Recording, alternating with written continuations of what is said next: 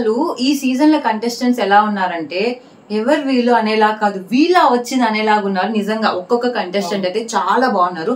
Hello అండి, welcome to BB review జోడి. This is Nandana, this is Vinay. Already అందరు చూస్తుంటారు, బిగ్ బాస్ సీజన్ 8 గ్రాండ్ గా అయితే లాంచ్ అయిపోయింది. చూడడానికి అయితే నేనైతే చాలా ఎక్సైటెడ్ గా ఉన్నాను. చూడడానికి కూడా చాలా బాగుంది, చాలా కలర్ఫుల్ గా ఉంది. ఏదో ఇన్ఫినిటీ అంట, లిమిట్లెస్ అంట, ఏదో కొత్తగా ఉంది. ఎప్పుడు బిగ్ బాస్ లో 1-2 కొంచెం కొత్త కాన్సెప్ట్స్ తీసుకొస్తారు, కానీ ఈసారి బిగ్ బాస్ ఎంటైర్ కాన్సెప్ట్స్ అన్ని చాలా కొత్తగా ఉన్నాయి. థీమ్ వచ్చి నేచర్ థీమ్ అంట. Bigg Boss season 8 nature theme తో స్టార్ట్ అవుతుంది. దీంట్లో యానిమల్స్ ఉంటాయి, పక్షులు ఉంటాయి, అంటే రూమ్ మొత్తం డెకరేషన్ తోటి ఫ్లవర్స్ ఉంటాయి. మొత్తం మనం నేచర్ లో ఎలా అయితే ఉంటాయో అలా ఉన్నాయి. బట్ కొంచెం ఏంటంటే ఓవర్ కాస్ట్ అంటే ఓవర్ కలర్ఫుల్ గా ఉంది. సో అదేంటంటే కొంచెం చూడడానికి కూడా టీవీలో ఎక్కువ బ్రైట్ అనిపిస్తుంది. బట్ వాళ్ళకి విజువల్ గా వాళ్ళకి ఉండే వాళ్ళకి బాగుంటుందేమో, బట్ మాకైతే కొంచెం విజిబుల్ గా కొంచెం ఓవర్ కాస్ట్ అనిపించింది. సో ఈ వీడియోలో మనం బిగ్ బాస్ ఫుల్ హౌస్ గురించి అయితే మాట్లాడుకుందాం. అండ్ అదే విధంగా రూమ్ లోపలికి ఎంటర్ అయినటువంటి 14 మంది హౌస్ మేట్స్ వాళ్ళు ఎలా ఉన్నారు, మాకు ఎలా అనిపించింది, వాళ్ళు ఎలా ఉండాలి అన్నది మొత్తం ఈ వీడియోలో అయితే క్లియర్ కట్ గా మాట్లాడుకుందాం. ఇంకా లేట్ చేయకుండా మనం వీడియోలోకి అయితే వెళ్ళిపోతాం. మీరు ఇంకా మన ఛానల్ కానీ సబ్స్క్రైబ్ చేయలేదంటే ప్లీజ్ కన్సిడర్ చేయండి. అర్జున్ ఛానల్ అయితే సబ్స్క్రైబ్ చేసుకోండి. అలానే వీడియో నచ్చితే లైక్ ఇచ్చేసేయండి, బెల్ సింబల్ ని ఆన్ లో పెట్టుకోండి. ఇప్పుడైతే ఫస్ట్ మనం హౌస్ గురించి మాట్లాడుకుందాం. ఫస్ట్ నాగార్జున గారు లోపలికి వెళ్ళినప్పుడు ఫస్ట్ రూమ్ చూపించింది ఇన్ఫినిటీ రూమ్ అంట. అంటే ఈ బిగ్ బాస్ ఇన్ఫినిటీ థీమ్ కదా, అదేదో ఇన్ఫినిటీ రూమ్, దాని అయితే ఓపెన్ చేయలేదు.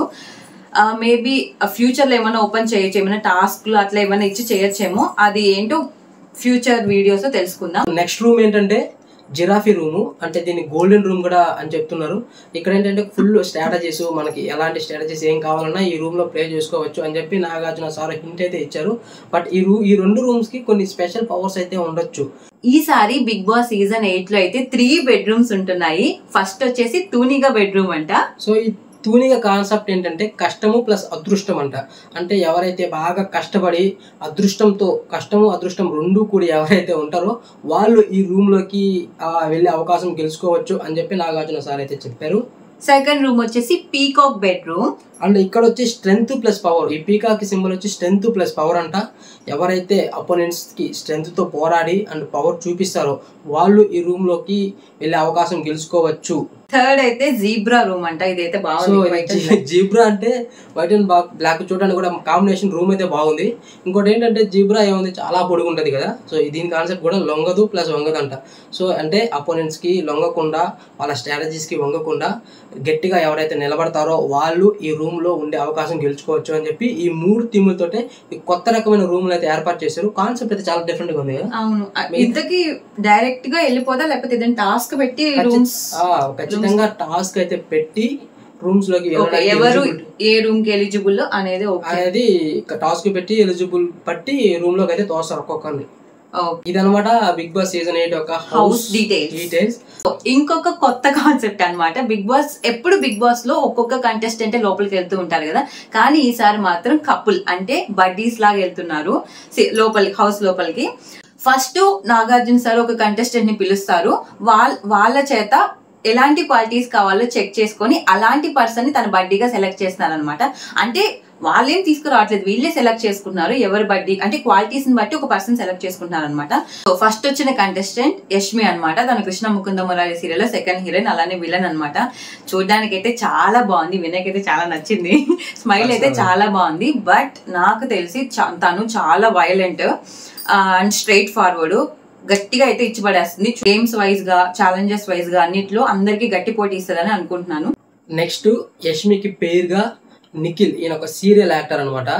అండ్ ఎంట్రీ ఎప్పుడైతే చాలా కామ్ గా, చాలా నీట్ గా కూల్ గా మాట్లాడుతున్నాడు. బట్ ఈయన నేను కిర్రాక్ బాయ్ సంథింగ్ ఏదో షో ఉంది కదా, ఆ షోలో చూసాను. బయట కూడా అన్ని కొన్ని దగ్గర అబ్జర్వ్ చేశాను. బట్ చాలా అగ్రెసివ్ గా ఉంటాడు ఆయన. ఫస్ట్ పాయింట్, కామ్ గా ఉండే వాళ్ళని అస్సలు నమ్మకూడదు. వాళ్ళ దగ్గర చాలా అగ్రెసివ్నెస్ ఉంటుంది, చాలా విషయం ఉంటుంది. ఈయనైతే ఖచ్చితంగా చాలా టఫ్ గా ఆపరెంట్ అవుతాడు మిగతా వాళ్ళందరికీ.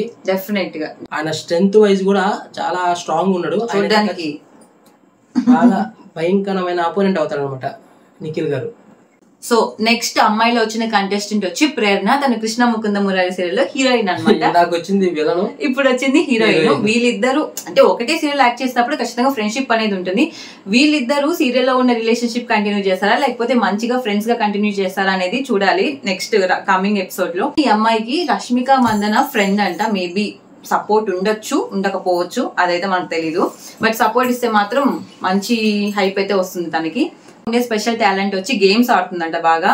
అయితే ఖచ్చితంగా గేమ్స్ పెట్టినప్పుడైతే మంచిగా ఆడుతుంది, టఫ్ ఫైట్ ఇస్తుంది. సో అమ్మాయిలు అందరూ మంచిగానే ఉన్నారు. ప్రేరణ, ఆ అమ్మాయి కృష్ణ గానీ ముకుంద గానీ ఇద్దరు అయితే టఫ్ కాంపిటీషన్ ఇస్తారు. ఇంకా చూడాలి మీ అబ్బాయిలో గేమ్స్. బట్ అంటే బిగ్ బాస్ లో గేమ్స్ ఆడాలంటే ఫిజికల్ గేమ్స్ ఒక్కటి ఉంటే సరిపోదు, మెంటల్ గా చాలా ఇంకేమంటారు చాలా తెలివిగా ఉండే గేమ్స్ కూడా చాలా ఉంటాయి. తెలివిగా అంటే తెలివి ప్రదర్శించాడే గేమ్స్. మెంటల్ గా అంటే ఫిజికల్ గా స్ట్రాంగ్ ఉంటే ఒక్కటే కాదు, మన మైండ్ తో కూడా ఆడాల్సి ఉంటుంది. అలానే ప్రేరణ కొంచెం బాగా వాగుడికాయ లాగా అనిపిస్తుంది, చూద్దాం. నెక్స్ట్ ప్రేరణకి పేరుగా అభయ్ నవీన్. ఈయన మనకు పెళ్లి చూపులు ఇట్లాంటి చిన్న చిన్న సినిమాల్లో వచ్చారని చెప్పి ఆల్రెడీ మనం ముందు వీడియో తెలుసుకున్నాం కదా. ఈయన వైఫ్ అయితే ఈయనకి వీడియో మెసేజ్ ద్వారా ఒకటైతే చెప్పింది ఏంటంటే ఈయనకి ముక్కు మీద కోపం అంట, చాలా భయంకరమైన కోపం అంట ఆయనకి. కానీ చూడడానికి అసలు అట్లా లేడు. బట్ వాళ్ళ వైఫ్ చెప్పిందంటే ఖచ్చితంగా ఉంటది కదా. బట్ ఒకటి, ఆయన కోపము ఆయనకి బిగ్ బాస్ లో సర్వైవల్ అవ్వడానికి హెల్ప్ అవుతుందా లేకపోతే ఎలిమినేట్ అవ్వడానికి దారితీస్తుందా, జనాలకి అసలు నచ్చుతుందా, ఆ కోపం నచ్చదా, అసలు ఏంటి అన్నది ఇంకా ముందు ముందు ఎపిసోడ్ లో చూడాలి. థర్డ్ పేరు అయితే సోనియా ఆకుల. ఈమెను చూసినప్పుడైతే నాకు చాలా సైలెంట్ గా ఉంది, ఏంది ఇంత ఇన్నోసెంట్ గా ఉంది అనుకున్నాను. బట్ ఆమె మాత్రం కరాటీ అంట, ఇంకా జాగ్రత్తగా ఉండాలి మనం. కానీ ఇంకొకటి ఏంటంటే ఈమె డైరెక్ట్ నాకు వచ్చినప్పుడు సార్ ఏంది ముందు సీజన్ లో వచ్చిన వాళ్ళు వీళ్ళు అందరూ కలుసుకొని మీకు ఇలా ఉన్నారు అలా ఉన్నారు మీకు ఉబ్బేస్తా ఉంటారు అని చెప్పి డైరెక్ట్ నాకు సార్కి స్ట్రైట్ ఫార్వర్డ్ గా చెప్పేసింది, ఉబ్బిస్తుంది అని చెప్పి. కానీ అది కరెక్ట్ అంటే ఒక పక్క ఉబ్బిస్తుంది అండ్ ఇంకో పక్క నైస్ చేసింది. బట్ చాలా స్ట్రైట్ ఫార్వర్డ్. ఈమెతో కొంచెం జాగ్రత్తగా ఉండాలి కంటెస్టెంట్స్. అలానే ఆర్జీవి గారు ఎవరినో ఒకరిని రిఫర్ చేస్తూ ఉన్నారు ఎవ్రీ సీజన్ లో. ఈసారి కూడా ఈ అమ్మాయిని రిఫర్ చేసినట్టు, ఎందుకంటే ఆయన వీడియో చేశారు కదా. సో చూడాలి మరి ఈమెకి అంటే హర్యానా అంత హైప్ వస్తుందా లేకపోతే నార్మల్ గా ఉంటుందా చూడాలి కమింగ్ ఎపిసోడ్స్. అండ్ సోనియా ఆకులకి పేరుగా ఆదిత్య ఓం వచ్చారు. ఈయన మీకు తెలిసింది కదా, లాహిర్ సినిమాలో ఓల్డ్ సినిమాలో మనకి చాలా సినిమాలు కనిపించినారు. బట్ ఇప్పుడు సెకండ్ ఇన్నింగ్ స్టార్ట్ చేస్తున్నారనే చెప్పొచ్చు. ఎందుకంటే ఈ మధ్యకాలంలో మనం ఈయన అసలు చూడలేదు. ఈయన చాలా ఎక్సైటెడ్ గా ఉన్నాడు, ఈయన మాటలోనే అర్థమవుతుంది చాలా ఎక్సైటెడ్ గా ఉన్నాడు అండ్ చాలా కామ్ అండ్ చాలా ఫోకస్డ్ గా ఉన్నాడు. అంటే చిన్న చిన్న గేమ్స్ అయితే స్టార్ట్ చేశారు ఆల్రెడీ ఈ ఫస్ట్ రోజు. ఆయన ఆడిన విధానం కూడా చాలా కామ్ గా చాలా ఫోకస్డ్ గా అనిపిస్తుంది. బట్ ఈ ఫోకస్ అనేది కావాలి. బట్ ముందు గేమ్ లో కూడా ఇంకా కొంచెం అగ్రెసివ్నెస్, ఇంకా కొంచెం ఫైర్ అనేది ఆయన తీసుకురావాలి. అప్పుడే కొంచెం కంటెంట్ పెరిగి జనాల్లోకి తీసుకెళ్తాడు. ఇలాగే ఫోకస్డ్ గా కామ్ గా పోతుంటే ఉండదు. So next contestant Bezawada Bebakka. ఈమైతే నాకు కూడా ఫేవరెట్ కంటెస్టెంట్. సో ఈమైతే మంచి ఎంటర్టైనర్, మంచి కమెడియన్, అలానే మంచి సింగర్ అంట. అంటే ఫుల్ ప్యాకేజ్ ఉన్న ఒక మంచి కంటెస్టెంట్ ఈ బిగ్ బాస్ లోకి వెళ్తున్నారు. ఇదైతే 100% గ్రాండ్ లాంచ్ అప్పుడు కూడా ఆమె చేసిన ఎంటర్టైన్మెంట్ అంతా ఇంత కాదు, 5 minutes ఉన్నా కానీ చాలా బాగా చేసింది ఆమె. సో మంచి ఎంటర్టైనర్ అనొచ్చు మన బిగ్ బాస్ హౌస్. మంచి ఎంటర్టైన్మెంటే కాదు, అలానే ఫిజికల్ గా గానీ మెంటల్ గా గానీ మంచిగా కాంపిటీషన్ ఇస్తే మాత్రం ఈమె టాప్ 5 లో ఉండొచ్చు. యా.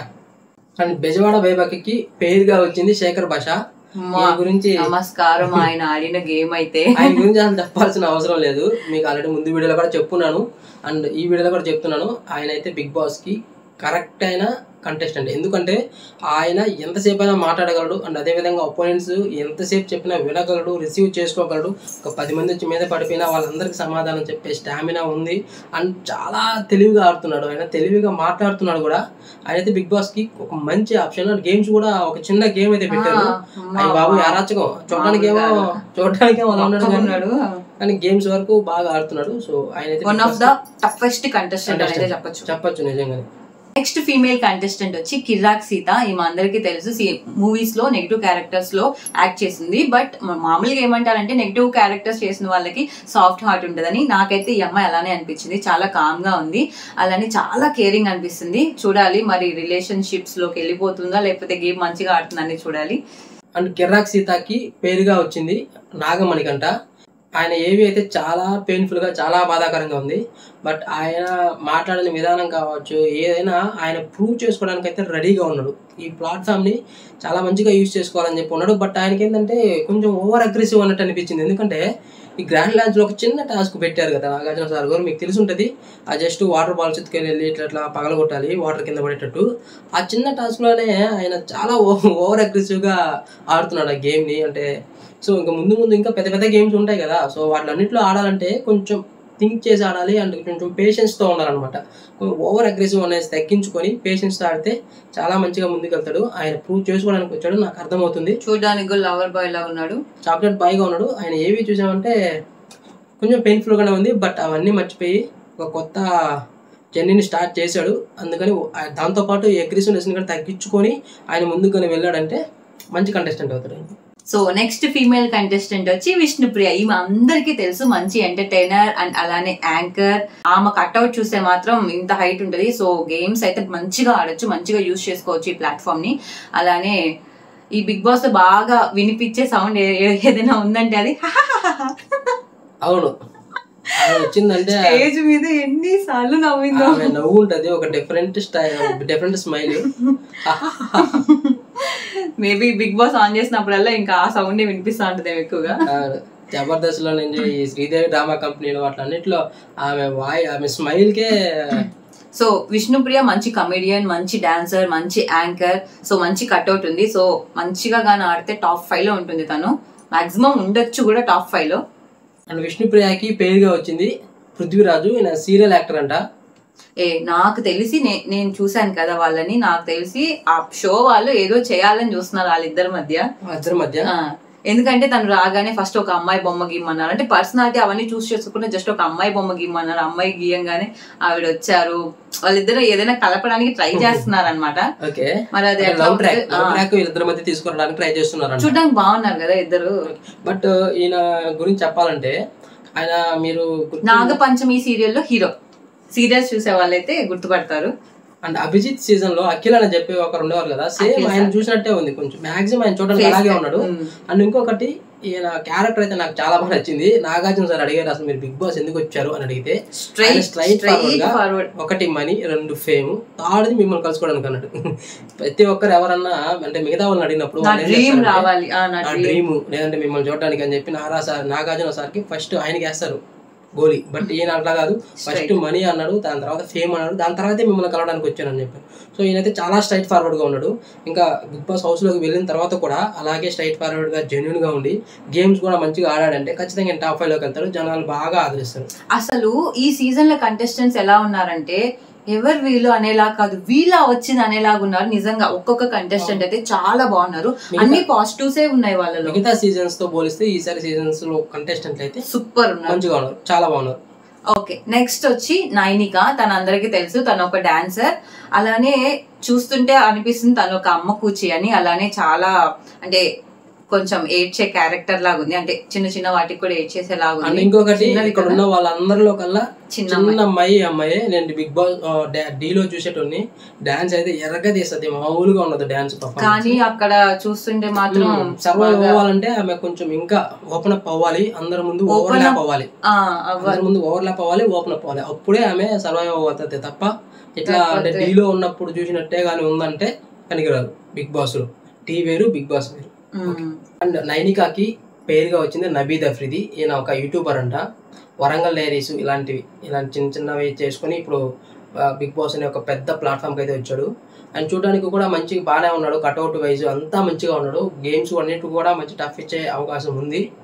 సో వీళ్ళండి బిగ్ బాస్ సీజన్ 8లో ఫైనలైజ్ అయ్యి 14 మెంబర్స్ అయితే ఆల్రెడీ 7 pairs అంటే 14 members.